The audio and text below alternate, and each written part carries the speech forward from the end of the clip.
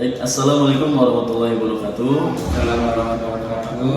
Di sini kami dari kelompok 5 akan mempresentasikan bab ke-9.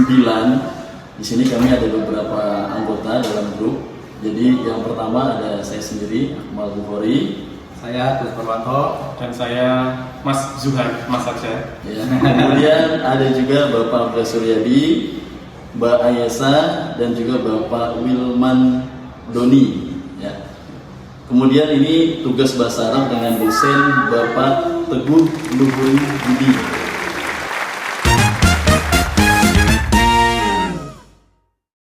Baik, sekarang kita sudah mempelajari beberapa bahasa Arab ya, kaidah-kaidah bahasa Arab masuk kepada giliran isim ghairu munsorif, artinya kata benda atau kata ganti nama yang sorofnya itu tidak bisa dirubah atau tidak boleh dirubah.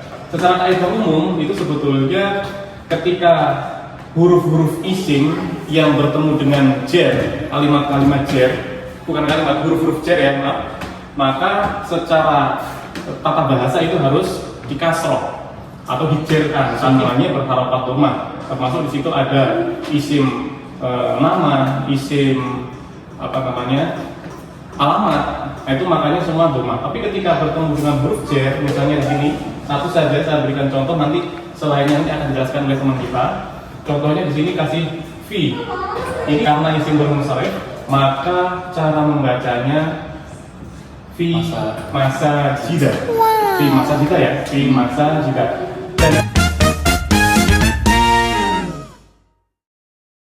Oke, baik. Di sini saya akan memberikan beberapa contoh yang masuk dalam isim ghairu munsorif. Yang A ini ada yang disebut namanya nama orang atau kota yang diakhiri dengan tak marbutoh, kemudian lebih dari 3 huruf. Nah, contohnya ada Fatimah atau Arafah. Ini juga masuk dalam kalimat ghairu munsorif. Ya, ini yang disebut ghairu munsorif dari istilah nama orang atau kota. Kemudian yang B ini adalah nama orang laki-laki tetapi diakhiri dengan tak marbutoh. Nah, contohnya ada Hamzah, kemudian juga Tolha. Ini masuk juga dalam kategori isim ghairu munsorif. Kemudian yang C ini ada nama orang atau kota yang aslinya bukan nama Arab. Ini ada Ibrahim contohnya, kemudian Damaskus atau Damaskus ya. Ini ada nama orang yang aslinya bukan Arab. Kemudian yang D ini nama yang menyerupai fiil. Contohnya ada Ahmad, kemudian juga Yazidu, Ahmadu atau Yazidu. Kemudian yang E ini adalah nama yang diakhiri dengan alif dan nun di akhir kalimatnya. Contohnya ada Usman dan juga Sulaiman, atau dibaca Salman, Usmanu atau Salmanu. Nah, ini untuk contoh-contoh dalam kalimat isim ghairu munsorif dari A sampai E. Nah, untuk selanjutnya nanti akan dibantu dijelaskan lagi oleh teman saya. Silakan.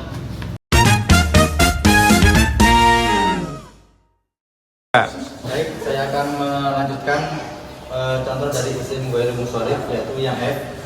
Bentuk jamak taksir yang huruf ketiganya alif, sementara harokat 2 huruf sebelumnya fathah semua ya, dan huruf sesudah alif dikasroh.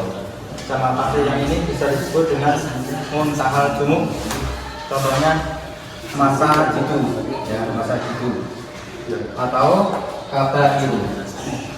Yang G ya, yang G bentuk jamak taksir yang hurufnya lebih dari 4 dan diakhiri oleh alif dan hamzah.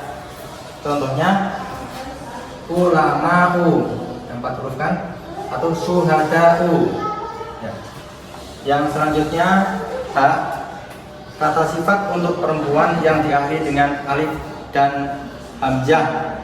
Contoh amro'u atau sohro'u. Yang i, kata sifat yang diakhiri dengan alif dan nun.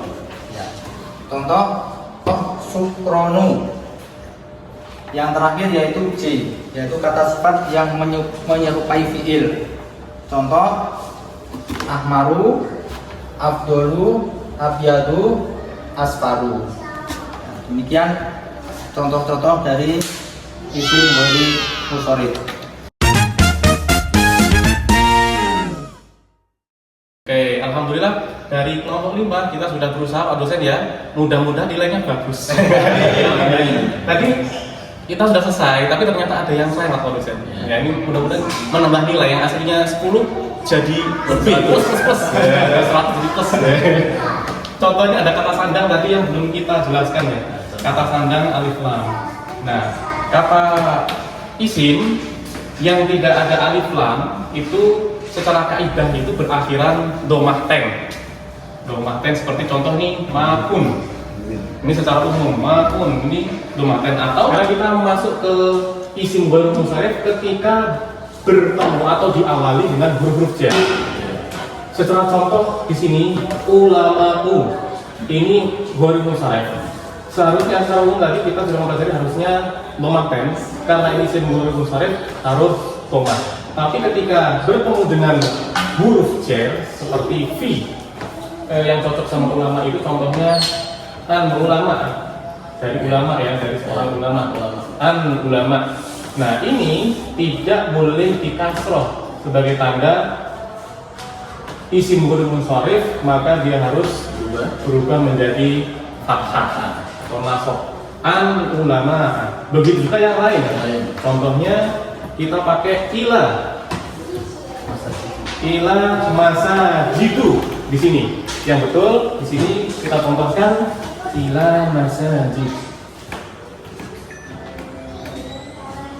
Maaf, salah tulisannya. Ila masa jida. Nah, ini secara pembelajaran isim ghairu munsharif. Secara umum untuk isim itu harusnya dikasroh, tapi karena isim ghairu munsharif maka di fathah. Begitu juga contoh-contoh yang lain. Insya Allah seperti itu Pak tugas kita kelompok 5. Di sini kita berbagi tugas. Mudah-mudahan ini menjadi hasil yang baik untuk kita Pak ya. Insya Allah cukup. Apabila ada kurang dan salahnya dan kurang-kurangnya kami mohon maaf yang sebesar-besarnya. Kita salam. Assalamualaikum warahmatullahi wabarakatuh.